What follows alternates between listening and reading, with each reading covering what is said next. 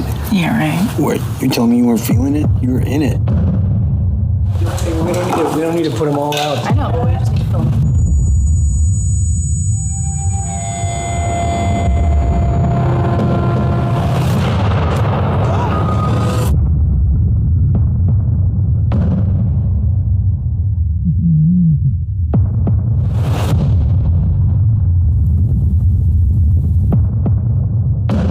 Your hearing is deteriorating rapidly. We'll come back. Till then, Lou, we just keep going, okay? No.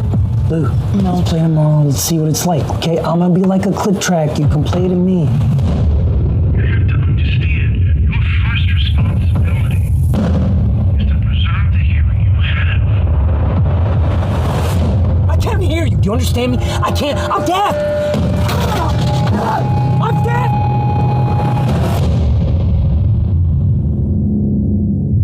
I found a place. I think it's important that you stay here with us right now, Ruben. We're looking for a solution to this. Not this.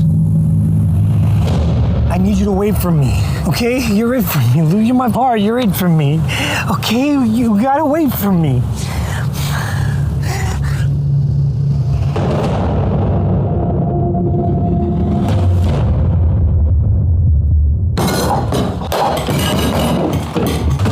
I'm trying to save my life. Ruben, the world does keep moving. It can be a damn cruel place. But those moments of stillness,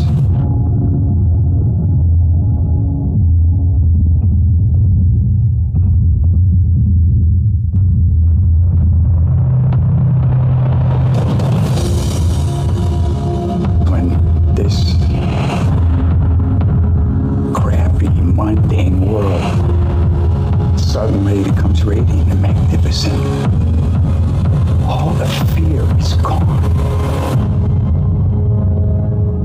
That place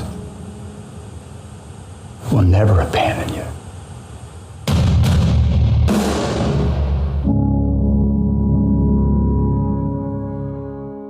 Hey everybody, welcome back to the Cinema Club podcast. We're so excited to have you back, and we're excited to be back as well. This week we're going to be doing an awesome movie that I probably wouldn't have watched it if it weren't for our co-host choosing our movie of the week. Again, every other week I invite one member of the Cinema Club to be my co-host for the week, who will choose the movie of the week and join me on the podcast to talk about the film.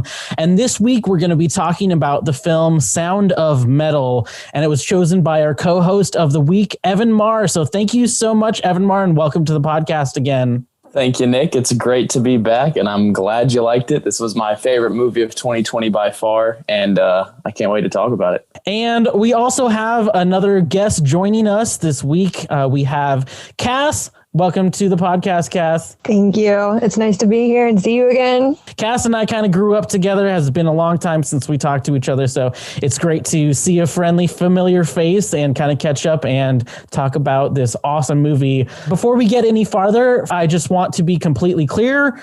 I want to give a huge spoiler warning because we are going to be talking about everything and anything about the film. So if you haven't watched the film, I strongly suggest to stop the podcast right here, go and watch the film, and then come back and enjoy the rest of the podcast. But before we get started with the synopsis, I just want to ask you, Evan, why you chose this movie, why you decided that this was the movie you were going to share for us to watch. I'm going to tell you why, Nick, and I'm going to make a very bold statement here. I think that Riz Ahmed's performance in this movie is going to win the Academy Award for Best Actor.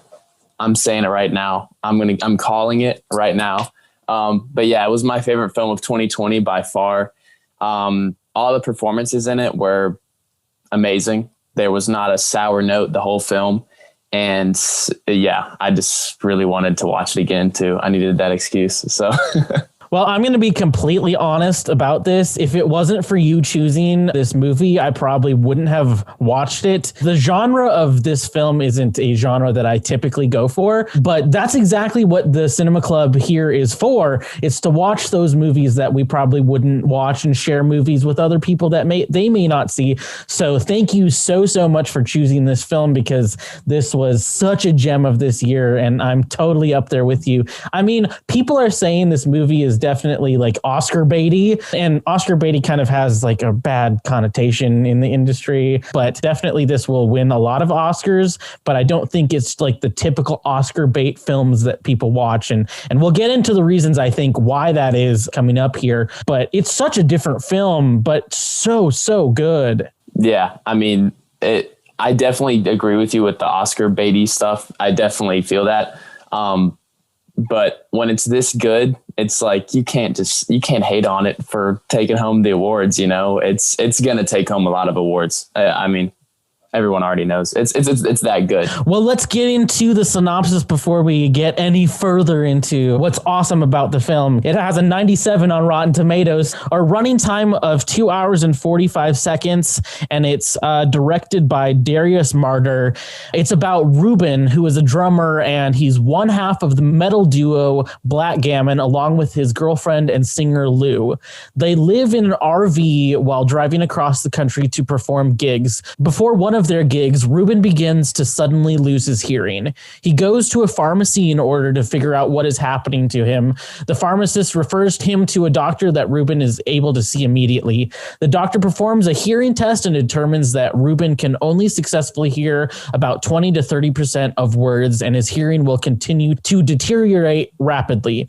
He may be able to get cochlear implants to correct it, though. However, the implants are very expensive and are not covered by insurance. The doctor suggests that Ruben must first eliminate all exposure to loud noises, and after some time undergo further testing. In spite of this, Ruben continues to perform. So the first thing I want to say about this film is the musicality of this. I mean, it's diving into the world of metal, and that's a world that not a lot of films go into, number one. And number two, it's such a like underrated form of music and genre of music, because there's a lot of people that thinks it's just noise. I mean, I used to be a part of that crowd as well, but there's so much musicality to metal, and that's one thing that this movie really brings through. Yeah, I completely agree. That first scene where he's just banging on the drums, it's insane. And I'm like you, I don't really listen to metal, but I kind of gained an appreciation for it watching this film. And I also want to talk about the character development in this movie is insane, because it's telling you two stories the whole time. It's telling you the story that's happening on screen and the story that's already happened off screen.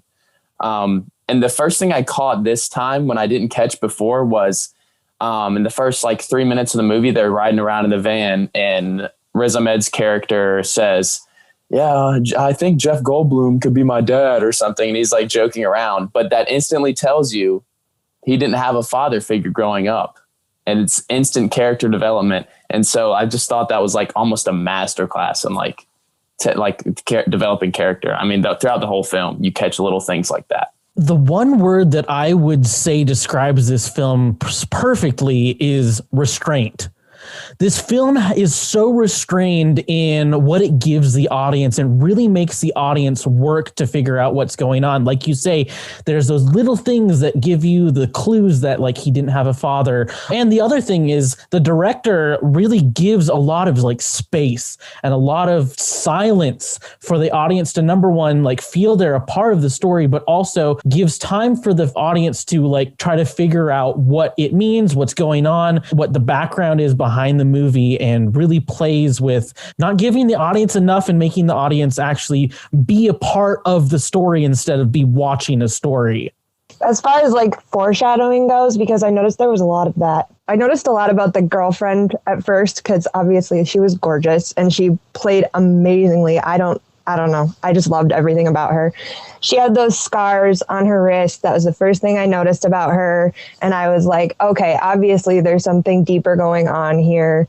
And when you find out later on that that's a part of her anxiety and all the stuff that happened with her past, it's like, oh, wow. Like, the foreshadowing in this movie was amazing. I have to agree with you guys. Absolutely. That was one of the first things I noticed too, is when she's laying in the bed in the RV and he just comes over and tries to wake her up and he starts like tapping on her with his drumsticks. And you, at first you're like, okay, great, she's waking up. But then when she starts waking up, then she turns her arm and the arm comes out of the shadow into the sunlight. And that's when you finally first see those scars that she has from her cutting and everything. And you can see right away that there is definitely a past there, and makes you wonder, number one, how she got those scars, and number two, you see clearly that she's not currently, like, they're like scars that are a little bit old, and you wonder why those scars are old, and you wonder how those scars really play into the story and play into their relationship. Yeah, I'm so glad you mentioned that, Cass, because that was the other thing I wanted to mention, was like literally instant character development. As soon as you see her arm, it's like, boom, there you go. Like, it was, and like Nick said, with the restraint, so it's just like they're not like going straight into it. And he's like, oh, how'd you get those scars? And like throwing the answers in your face. It leaves the answers for you to figure out yourself as the audience, which is amazing to me. And then I want to get into, I mean, it's probably the biggest part of the film, and what I think is one of the most powerful parts of the film is when he starts losing his hearing. We as an audience go on that journey with him. The sound design is so expertly done, and not only the sound design, but the work that they did to research the sound design of it. They did all the research to make it actually as scientifically accurate as possible to make us go on that journey with him. And you see also that when he starts losing his hearing, we as an audience and we as the camera don't see him straight on. We see over his shoulder. A lot of times in movies, you're going to see it's happening straight on. And it's like, oh, this character, it's happening to them. But we as an audience, being over the shoulder of Riz Ahmed's character, Ruben, we are that character and we are hearing what the character is going through. Yeah, completely agree. That part was so good to me because, like you said, it's typically never an over the shoulder shot, and it works so well. And like I said before, like Riz Ahmed he's so honest, and I wanted him about it because I'm like, how is he so honest? Because he can still hear. He's an actor. So, but when he's just like thinking, he's like, what's going on? And he's like looking down and trying to figure it out. So I want to say one thing, a little behind the scenes thing that I found out when I was researching the movie is that when they got to the scene where he first starts losing his hearing, what they did was actually they gave Riz Ahmed an earpiece to listen, and they actually played like the ringing in his ears to make him start to actually kind of react to what was actually going on. And not only that, but because he had the earpieces in his ears, he started not being able to hear then himself. So the reaction that you see on his face is actually a natural reaction. It's not an acting thing. It's actually him reacting to what's actually happening. Well, there you go. I did not know that. Well, that makes sense. I mean, because it came out perfectly. So, I mean, just the research alone of what they did behind this movie is fascinating, because what the sound design person did was the director, Darius Marder, actually went and found a brilliant sound designer before they even started production, because he wanted the sound design to be the most important bit of the film, because it is really the most important part of the film, even more than the story, is getting the sound right. And so he found this Frenchman, I forget his name, but what the sound designer actually did was he went and not only talked to people that had sound impairment and figured out what it actually would sound like, but he also went to some other like research institutes at the top of the medical field, like one in Holland, one in Switzerland. And he actually went into these hearing chambers where there's no sound happening. You can't hear anything happening outside. And what he said you actually start to hear is your body, like the blood, how it's pumping. You start hearing your heart. People with hearing disabilities and people that are deaf aren't hearing nothing. They're hearing something. They just can't hear the rest of the world. And so the sound design that's happening in this film is actually as close as you can get to what it would actually be like. No two hearing disabilities are the same, and so there are differences, but this is as close as you can come to the type of hearing disability that Riz Ahmed's character Ruben had. Yeah, the sound design was pretty much perfect. I didn't really know that it was such a common problem for people who played in metal bands. I didn't realize that like Ozzy Osbourne, Phil Collins, Eric Clapton, they all started to lose their hearing over time. And I can't imagine how terrifying that would be. That movie definitely took me right there. Like, I had to turn my volume down a couple times because it was just a lot. And for me, I started watching this movie on my Bluetooth speaker. I didn't have earphones in, but right when he started losing his hearing, I actually was like, you know what? This doesn't sound quite right through my speakers. Let me just put on my earbuds. And so I went straight to my earbuds and realized, whoa, earbuds is how you're supposed to listen to this thing, not through a speaker. And why I think this film was so timely to come out during COVID rather than a theater, because I don't think that a theater, you would actually be able to hear some of those little subtle things that you could just through some headphones. This film was meant for somebody to be listening at home with headphones on. Now, this film, there's so much in it that like you definitely don't want to just put it on in the background. You really have to like be focused in on it. But there was so much that I caught when I finally put the headphones on rather than just having it through a speaker. I'm not sure if you guys had any of that same experience or something. No, yeah, I agree completely. The first time I watched it with my mom on our flat screen in the living room.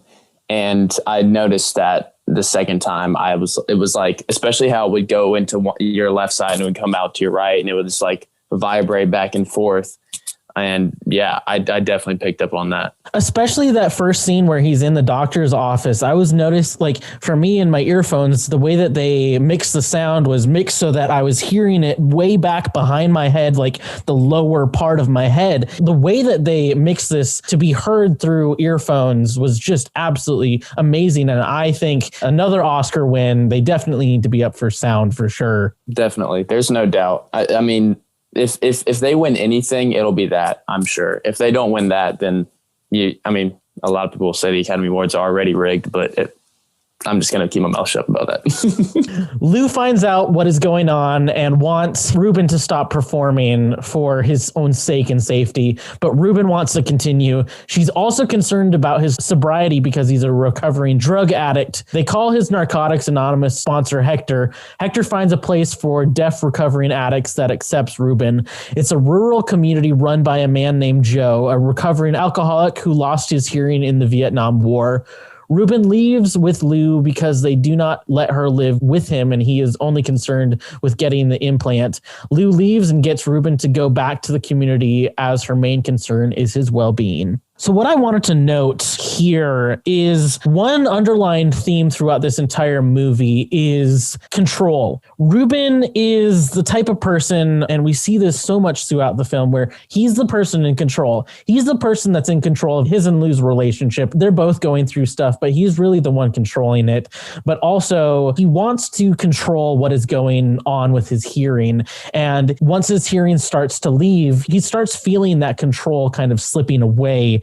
And he's convinced that he can fix things, but he can't. And he's always trying to figure out how he can fix himself, but always having to grapple with the fact that he cannot, and eventually discovers that he will never be able to, and finally comes to accept that. And I think what really helps him is coming to this place where he's around so many other people who, number one, have no control over their sobriety, and so they have to help each other through it, but also are going through the same thing he's going through. There's loss of hearing. And in some ways, I would say that the loss of hearing and sobriety kind of go hand in hand and are very similar experiences, because in one way, you're losing your ability to hear, that control of your hearing. But in sobriety, you have no control over your addictions, and it's finding a community that will help you through that. I just have a couple things to say about the fact that he's an addict. So I remember when they're sitting in that cafe and she mentions that he smoked a cigarette, and how that was very worrying for her because he hadn't smoked cigarettes since he got sober, and all of a sudden he's smoking again. And as somebody who has been with an addict and struggled with addiction myself, I know those warning signs. Like, you start to be able to read your partner very, very well.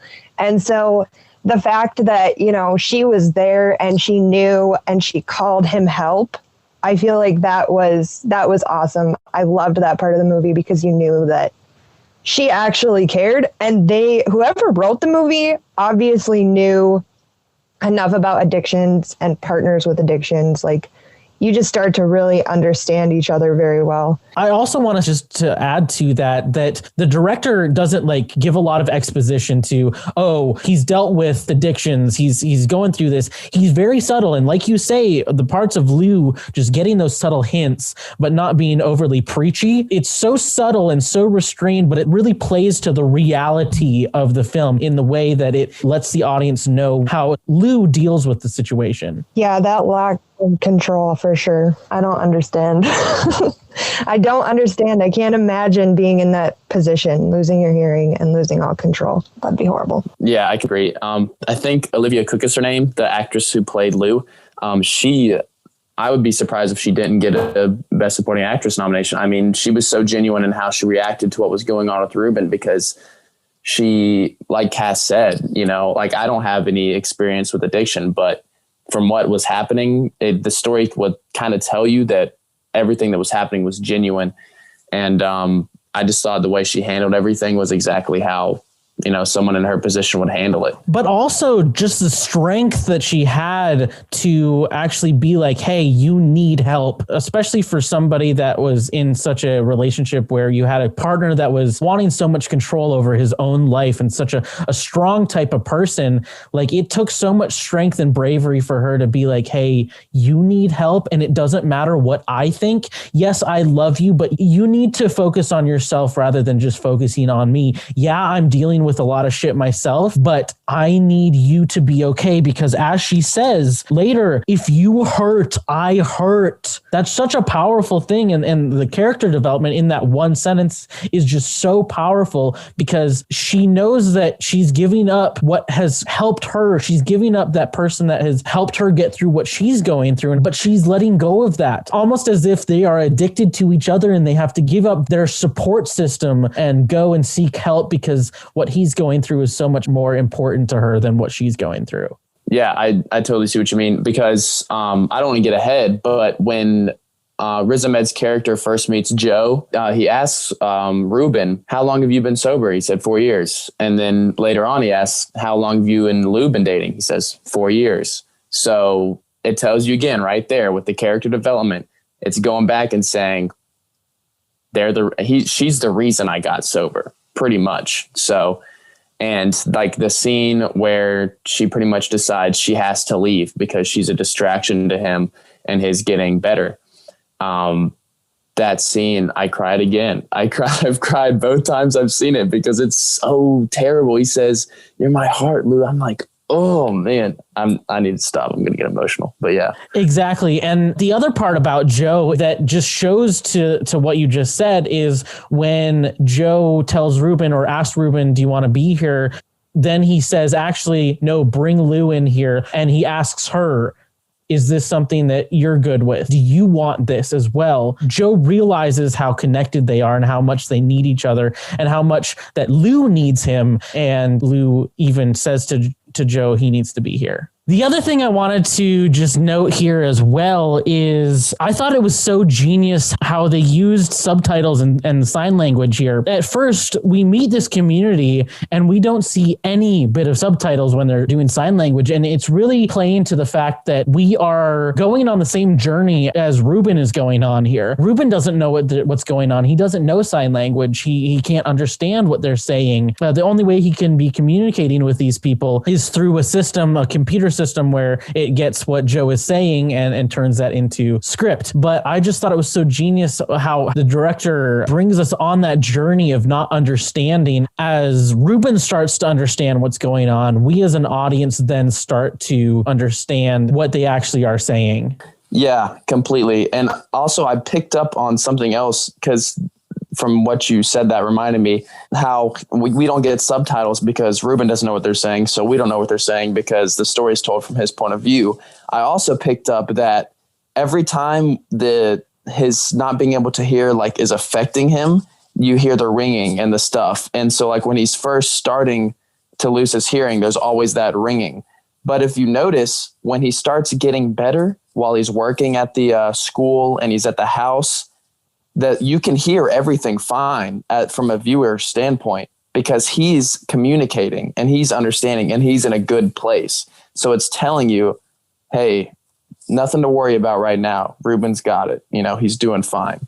That's how I kind of saw it. Also, what changes is the sound that we are hearing, that quote, quote, he's hearing, actually changes throughout the movie. At first, we start to hear it as a ringing and kind of a little bit of a muffled, and it changes throughout. And it goes back to that fact that of the sound design of it. They actually did it kind of in 3 stages. They started it with the early notes of the discord happening where you hear that ringing. You start to hear a little bit of that muffledness, but then it goes on to an intensity. It intensifies where he can hear less and less. But also, as you're saying, as he starts hearing less and less, but we as an audience start to hear more of what's actually going on. The editors don't give us that loss of hearing, like you said. We hear that less because he's understanding more. But then at the end, it completely changes to a very much of a discord and a disorienting type of sound when his actions to try and fix himself backfire on him.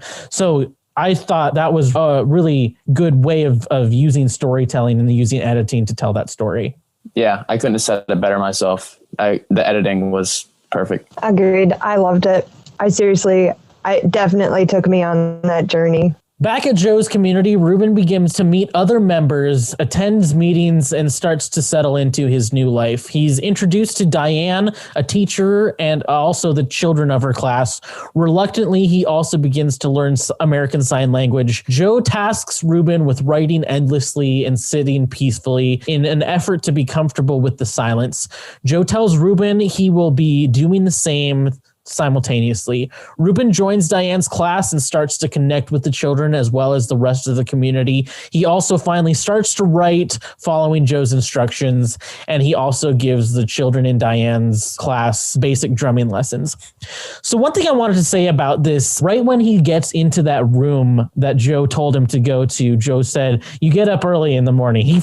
He figured out Ruben right away. Ruben wasn't an anomaly in he's seen this happen a lot. He's seen this type of person come through his program a lot. And so he knew how to deal with him very well. And he said, "Go to this room. I'm going to have already everything ready for you." And Riz Ahmed kind of plays along, kind of plays that cocky kind of guy who doesn't want to really do anything and be a part of the program because he has been basically forced to be there. But when he gets to that room, what I thought was such a moment of restraint. I know a lot of other actors out there would have just gone and just started banging around and started yelling, but he gives just one little yell to show his frustration. He smashes that donut and then he tries to put it back together and he smashes it again and then just puts it back together. And so just the restraint of Riz Ahmed's performance, like we've said multiple times, is Oscar worthy, but just so well done to see that inner turmoil that he's going through and he's not really ready to let go. Right. And I mean, we could go on about his performance all day. I mean, like I said, there wasn't a sour note. I did want to say one thing though. I'm not a screenwriting master. I don't know much about screenwriting at all, but I've watched Parasite and I've done some research on that. And so I wanted to say there's a point at like the exact midway point of the movie where the story shifts. And it's the scene where Ruben takes one of the deaf children outside because he was not sitting still during this hip hop performance that they were doing for the children. So he takes him outside and he's sitting on the playground and he's sitting on the slide and the kid starts beating on the slide. And right there, you see Ruben is kind of coming to terms and he's almost like, okay, maybe I can figure this out. And it's all in his performance. You can see it right there on screen. I don't even have to talk about it. And the reason it changes is because he sees himself in that kid. Agreed. Yeah. He knows that if this, I feel like he also is thinking if this kid is dealing with it and he's like drumming, I think I can do this. And so he starts drumming, and he's just, the last shot of that scene is just a wide shot of him drumming and the kid just listening to him drumming on the slide. And I'm like, he's figuring it out. He's figuring it out. After he loses his hearing and after that second performance with Lou, we haven't seen him going back to drumming. And it's at that point that he starts drumming with that kid that he brings it back. He not only brings it back for himself, like we see him later on in the RV kind of getting rid of his stress through his drums, but he also helps it to help the kids around them. He's using that for himself and to help other kids because he sees that they're going through a lot. I mean, we see that scene where they're all on a walk and this kid's having a really hard time, and he goes up to him, and it's the first time we've seen him like try to help somebody else than just himself. Is he helps this kid saying, "Are you okay? We're going through this together." And it's really him realizing it's not just me. We're all going through the same stuff. And if that kid is having a hard time and I can help him, it means that other people are trying to help me too. Right. And like I saw myself in his performance because I was a camp counselor a couple summers ago, and it was almost the same thing. And I was like, saw how, because when I went to camp, it was almost for me an escape to get away from myself outside of camp. And I saw it with him, the same thing. He's like, when he's with the kids, he's somebody else than who he is by himself. And it was the same thing with me, because there's a greater purpose there. You know, it's like, I'm not only doing this just for me, I'm doing this for the kids, and I'm trying to give them a better life. And so I saw that in his performance, and that really resonated with me. Yeah, I don't know. I felt like when they were on that slide and they were both drumming, it wasn't so much for me about the hearing, it was about they were both feeling it. And to me, that connected them on a deeper level too. And I don't know, I was never a camp counselor, but kids are definitely, I don't know, they're a soft spot for me. No, but yeah, like you're saying, Cass, and like later when they've all got their hands on the piano, Ruben is looking at the kid who he was drumming with, and he's just like looking at him to see if he's feeling it. And the kid's not looking back because the kid's feeling the piano, but that's when Ruben is starting to relapse a little bit, and so he's not really feeling it at the moment. Right. And that's another thing I really, really appreciated about this movie is the fact that it shows us as people that can hear perfectly well what it's like to experience different things in the world of the hearing impaired and deaf people. Because going back just a little bit, there was a lot of things in this movie that really opened my eyes to that. One being their different ways of communicating. Like we all know about ASL, American Sign Language. There were other things that I didn't know about, like the computer that Joe was using to talk to Ruben to begin with, that he was speaking through something and it was going on the computer. And there are other ways in the movie that are showing how they communicate, but also showing how they experience sound rather than hear it, like going through the piano or on the slide, how they experience the world and experience sound rather than are able to hear it. And something that I really appreciated that this movie went into and showed, especially us that are able to hear a little bit of a look inside that world. Yeah, it was beautiful. It was beautiful seeing how they experienced it. So up to this point, Ruben's stay has been sponsored by a church. Joe offers him a more permanent way of staying on and tells him to think about it.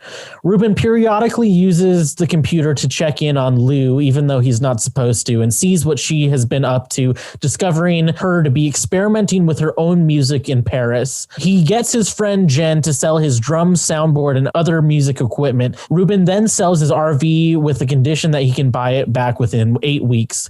He uses that money to get his cochlear implant surgery. Ruben then asks Joe if he can loan him money to buy back his RV while he waits the activation of the implant. Joe refuses, as he sees this as a sign of Ruben's addictions, as the foundation of the community is built on the belief that deafness is not a handicap and Ruben needs to leave. So this really was that turning point. Up to this point, Ruben has been doing a lot of work to really help himself, yet still we see him periodically still being tied to his past, tied to Lou by him sneaking up to that computer that he's not supposed to get on and checking in on her. And well, that's an awesome way for him to be able to keep that connection with her. Their relationship is almost an addictive relationship. Tied up in that is his other addiction, addictions that he's been trying to get over to better himself.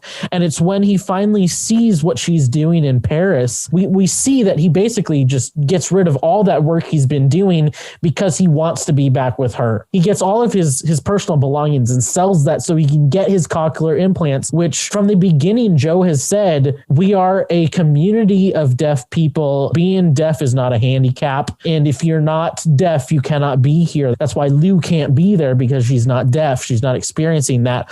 But this fact that the only reason that he wants to get these cochlear implants, which then will, as we see, make him not be able to be a part of this community, is because he wants to be back to her. Right. And it's showing that he's relapsing. Every time he goes to that internet, checks out his email or checks what Lou's been doing, he's relapsing pretty much. It's crazy because it's a different form of addiction that isn't typically portrayed in cinema. And I thought that was great. But one thing I wanted to talk about was the scene after he has his surgery where he goes and tells Joe that he got the implants. And here are my notes I wrote, absolute acting masterclass, because it was perfect. And I think Paul Raci had just played a great supporting role as Joe. And I wrote here, Joe is Ruben's father figure, and he cares deeply about Ruben, but he has to be strict because there are rules that he has to follow. And you can see in Joe's performance, or Paul Raci's performance as Joe, that he's absolutely heartbroken when Ruben shows him what's happened and why, and he's got the surgery. And he even is more heartbroken when he asks Ruben to leave because he can't have him stay. And you know, like you were saying, Nick, it's not a disease, but to Ruben it is. And so he has to ask him to leave, and it just kills him. Ruben has told Joe about his past, about that need for a father, the fact that his father left. Joe then, like you say, becomes kind of that father figure to him. And the reason that scene is so powerful is because Joe has taken on that role of a father. And sometimes the most painful thing for the father is to let them go. But at the same time, sometimes you have to let them go for them to learn what they did. And for him, he could totally be like, okay, I forgive you. You can still be a part of us because I love you. In this moment, he's trying to teach Ruben that he has more power over his situation than he thinks. And we find out in the end that what he thinks is going to be a solution is not a solution at all. And what he really wants is control over his life, and those cochlear implants do not give him the control that he wants. It's actually the silence that eventually gives him that control that he needs. Yeah, that was heartbreaking when he finally got those implants, and they were just it was such a letdown. I was rooting for him to get what he wanted, to get his hearing, you know? And when you hear, like, in the doctor's office, when he's sitting there and they're getting activated, he's like, nope, that doesn't sound right. Nope, something's wrong. That was the part where that was when I wanted to cry right then. Mostly because that was $40,000. But also, that's another reason that it's so, I think you need to watch it with headphones, because in that moment when they start to turn that on, it's just as jarring to us as an audience. It was almost painful coming through my earbuds, just as it was with him. It's so different than what we expected. Yeah, it was terrible, because if you see, like, when he puts him on and she first clicks him on and he like hears something, or he's being tricked into hearing something, he's like a half second of, oh my God, this is it. And then a super quick realization of something's not right. And yeah, so I completely agree, Cass. That scene was very hard to watch. And what also is so heartbreaking about that scene, Joe knew that was what was going to happen, yet he still allowed Ruben to experience that and actually realize that decision was wrong and actually basically punish himself. He knew Ruben had to make his own mistake, so that was the only way Ruben could learn. So once the cochlear implants are activated, they allow Ruben to hear, but not in the traditional sense, and he has to get used to it. He is disappointed, however, to find that the implants cause an irritating feedback that disrupts stops his attempts to regain his old way of life. Ruben flees to meet Lou at her wealthy father Richard's house in Belgium, where she has settled into her new lifestyle. Richard welcomes him and allows him to stay there, but Ruben starts to see how their time apart has changed Lou. At a gathering, Lou and her father perform a duet, though Ruben's implants prevent him from actually enjoying it. Ruben and Lou discuss the possibility of playing music and touring together again, but Ruben notices that this makes Lou anxious and tells her that everything is okay, that she saved his life. She then tells him that he saved hers, and the two realize that the time they have spent apart has made them very different people. The next morning, he wakes up, takes his things, and leaves while Lou is still sleeping. After being bothered yet again by the noises of feedback, he sits on a park bench and removes the cochlear implants processors, enjoying the silence. The ending of this movie just was so heartbreaking, yet so powerful. And we finally find out Lou's past and what has brought her to where she's at, and how what has happened in her past has trickled down into the powerful relationship that she had with Ruben. And when she gets away from Ruben, though, and goes back to live with her father, she then starts to make this life that's different from what their life was together. And they find that their time apart has really changed who they are as individuals, and then does become kind of a wedge in their relationship. And again, if you didn't pick it up in the beginning of the film, because I didn't the first time I watched it, but Lou's father asks Ruben about his past and where he grew up, and Ruben says, "I grew up everywhere." And he asked him about his mom. He said, "Oh, my mom was a nurse in the military." And he's like, "Oh, what about your dad?" And he was like, "Oh, I don't know." And he's like, there it was again. So only 2 times in the film was it explicitly stated that Ruben's father wasn't around, but if you blink, you'll miss it. And so another reason, like you said before, Nick, this movie sucks you in and you have to pay attention, and you want to pay attention because it's that good. But yeah, then just more character development. And then, yeah, you also learn with Lou's past as well. We see how both of their childhoods and their upbringings were very similar, and that's really what drew them together. They were both going through the same things together, and that's what made them be able to help each other out, the couple. But when she finally goes back and reconciles with her father, that's part of what starts the change in her. I was just surprised that they ended so amicably. Like, he saw that she was not in a good place when thinking about their future together. And I don't know, I couldn't see a relationship like that really ending like that, but it was beautiful. Yeah. And I don't know if you guys noticed, because I didn't notice the first time I watched it either. I'm going to say that 20 billion times during this podcast. But as soon as Ruben is asking her, we got to get the van back, we got to get the tour back up. And she's like, yeah, okay. And then she goes and she just starts scratching her arm. And when they first meet up again, he says, "Oh, you haven't been scratching." And he sees that when she starts scratching, and he says, "It's okay, Lou," pretty much saying we're different people now. And her physical change was so dramatic that I didn't even recognize her. I was like, wait, who's that? Who's this person? And then I finally realized, oh, that's Lou. And so that instantly tells you just that they're different. It's different now. Well, I want to piggyback off of what both of you are saying there, because what I really saw in this is that if you notice before when he's checking up on her, we see that she's actually started making music on her own. And not only that, she's being very successful with what she's been doing on her own. And so the reason that they end up so amicably, I believe, is because Ruben realizes what he coming back is going to take away from her, the progress that she's made on a personal level. She hasn't been cutting anymore. She's starting a successful music career on her own as a solo artist in Europe, rather than coming back and being gypsies, like they said, back in America, going gig to gig. And like you say, Evan, it's when he starts talking about them getting back together rather than her on her solo that she starts going back to those bad feelings and bad thoughts that she had when he was together. And he realized that what he was to her was actually in detriment to the work in progress that she had been making on her own by herself. And that's why then he realizes, oh, wait, as much as I need her in my life, I have something back at home that's going to help me. And that if I am here, I'm only going to bring her back to where she was before and not going to help her anymore. Yeah, and it's crazy that he could see that when it came to her, but he had no problem ruining his own life, you know?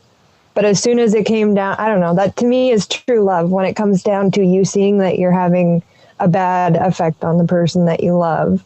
Like, that was his realization. That's a great point, Cass. Yeah. But also, too, is that it was when he did not have her anymore, that he gave her up, that he was finally able to accept, number one, his reality, and number two, accept that he couldn't fix it himself anymore. And he finally, in the end, he leaves her, goes and sits in that park, and finally takes off those cochlear implants that really did not do what he wanted them to do, takes them off, and he actually starts to enjoy the silence. It ends in a very unconventional way. It doesn't end completely resolved. I mean, it has a little bit of resolution, but it's still not completely resolved. Right. And I thought it was amazing because when Ruben and Joe are having that final talk that they have before Joe asks him to leave the house, he says, Ruben, while you've been up in that room that I've set aside for you, have you ever had any moments of stillness? And so the ending shot to me was Ruben finally got his moment of stillness. He finally is just at peace with what's going on around him. And he's finally putting away his control, his need to control everything, like you were saying, Cass. And he's just there, you know. It was beautiful. I agree. I loved the ending. I love movies that end like that make you just, you know, you don't feel like, I don't know, it doesn't wrap it up in a bow and package it for you, you know. I hate those kind of endings. I like when they're a little bit open for interpretation. You know, it keeps the character alive. Well, that's, like we said, is the end of the movie. And I've really enjoyed our discussion. And it's at this point that I want to turn it over to you, Evan. If you had anything that we didn't cover here, if you have any other thoughts about the movie that you want us to discuss here, or any just notes that you had about what you saw in the film, especially this being your second time through, I want you as my co-host to have some time to take over. All righty. Well, I noticed the second time watching it that many of the themes throughout the film come back later. So like I was saying with Joe in the moment of stillness, Ruben ends up getting it. Lou's scratching comes back later when he sees her again. All these tiny little themes and things that are dropped in the film end up coming back at some point. And I actually really enjoyed that about the film.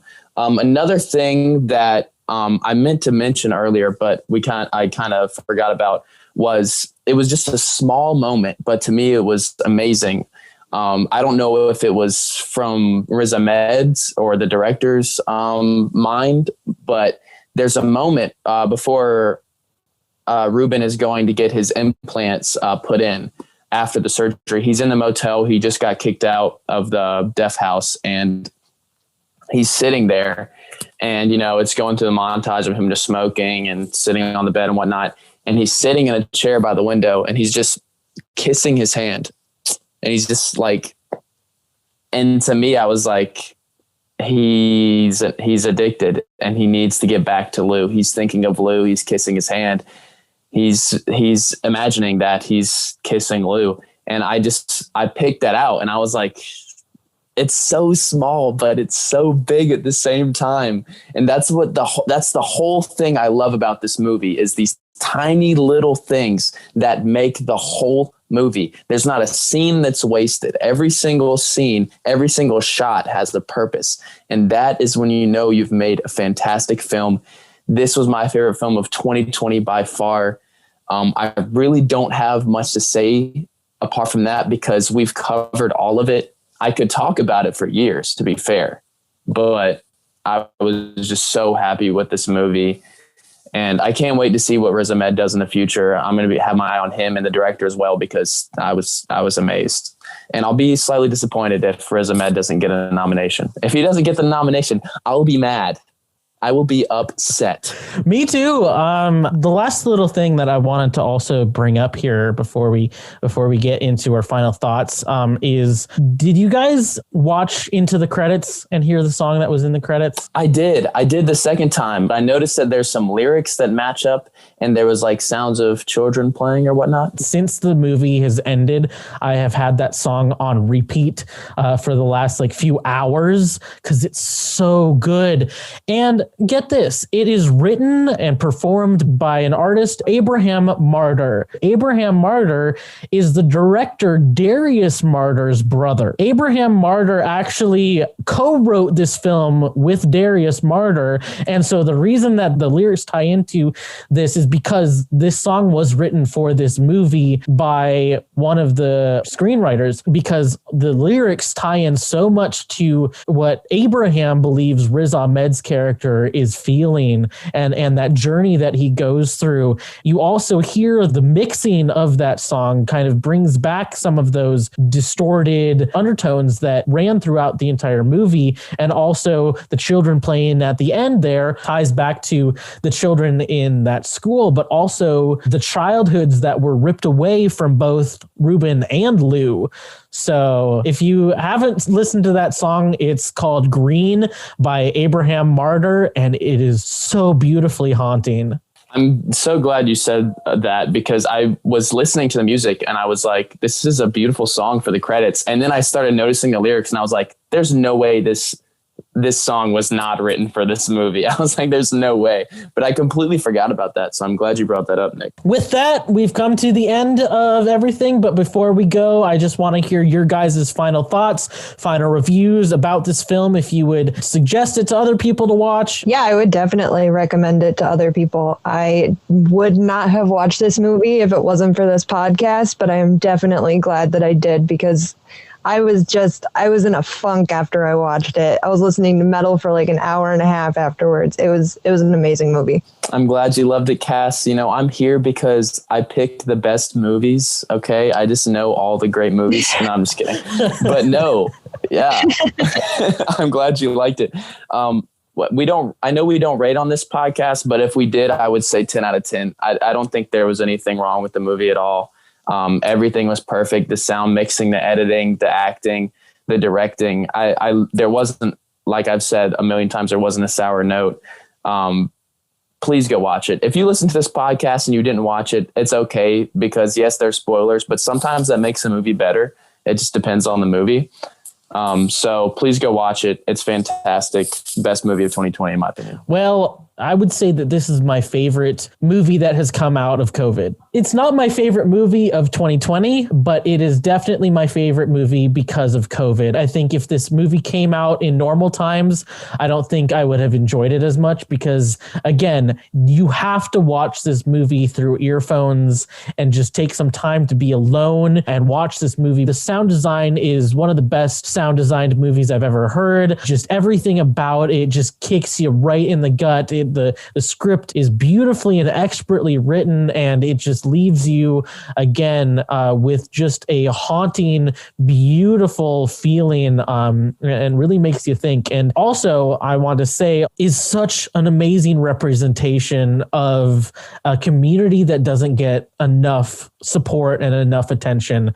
The deaf and hearing impaired community out there is an amazing group of people, and this film really shows you, number one, what people go through, and also how strong and resilient they are. And I just cannot say enough about this movie. I could, again, like you said, Evan, talk about this for hours. I would suggest everybody to go watch it if you haven't watched it already. So with that, thank you so much, Evan. And like I said at the beginning of this, I probably wouldn't have watched it if it weren't for this podcast. It's for that reason exactly that this podcast and the Cinema Club community exists. So if you haven't already joined our Facebook group, please join. We would love to hear what your favorite movies are. And with that, I just want to say again, thank you guys so much for being on this podcast. Before we go, I want to allow you guys to give a little shout out to your socials if you want to share where people can find you. You can find me on Instagram at Evan V Marr, EvanVmarr. I'm not super active up there, but I post on my story a lot. I post a lot of good films and things that I like. So if you guys want some good film recommendations, just follow me on Instagram. I put them on my story a lot. And also I'd like to shout out my uncle, Billy, who is a member of the deaf community, who I spent some time with these past few months during COVID, who's a great guy, and he's a joy to be around. So shout out Uncle Billy. Yeah, and you can find me on Instagram, Cass_Bronte, like the Bronte sisters, because I'm a nerd.